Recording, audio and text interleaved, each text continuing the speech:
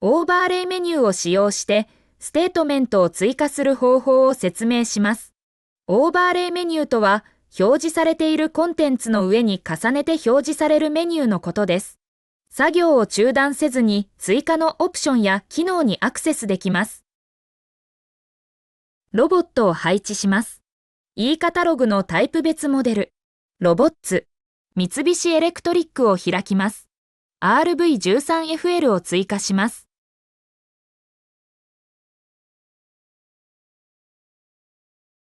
ロボットの横にオーバーレイメニューを表示します。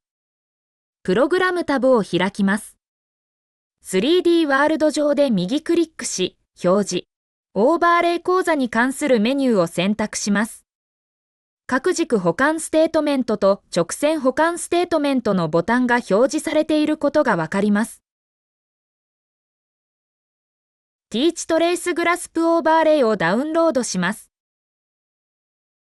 Python スクリプトを使用して、オーバーレイメニューにボタンを追加します。ドキュメント、三菱、ジェミニ、1.48、マイコマンズを開きます。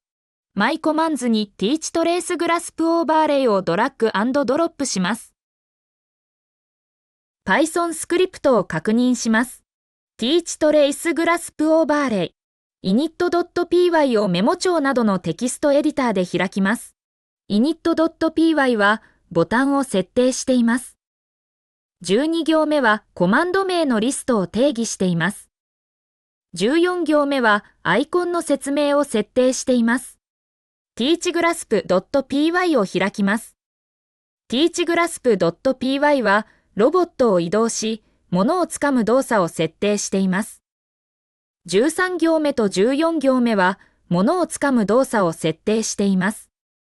ステートメントの出力ポートを1、値を true に設定しています。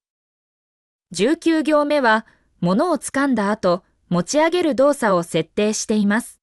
ロボットの位置を-z 軸方向に 100.0mm 移動させています。teachtraceoff.py を開きます。teachtraceoff.py は移動した時の軌跡をオフにします。10行目と11行目ではステートメントの出力ポートを17、値をフォルスに設定しています。teachtraceon.py を開きます。teachtraceon.py は移動した時の軌跡をオンにします。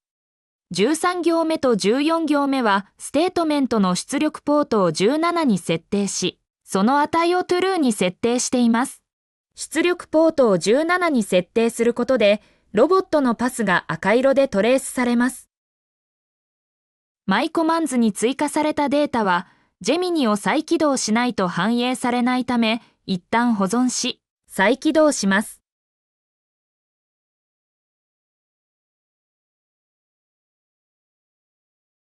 プログラムタブを開きます。ロボットを選択します。3D ワールド上で右クリックし、表示。オーバーレイ講座に関するメニューを選択します。トレースオン、トレースオフ、グラスプボタンが表示されます。ボタンを使用して、ロボットで箱をピックする動作を設定します。ホームタブを開きます。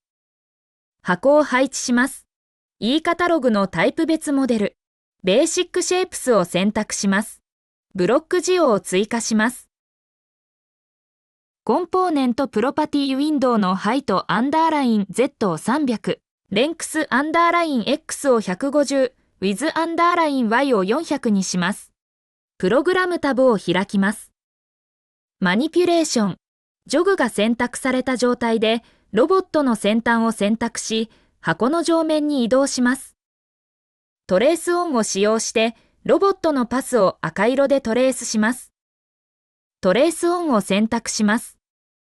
プログラムエディタウィンドウを確認すると、ステートメントが追加されています。グラスプを使用して、ロボットで箱をつかみます。グラスプを選択します。プログラムエディタウィンドウを確認すると、4つのステートメントが追加されています。青色の四角をドラッグし、ロボットを平行移動します。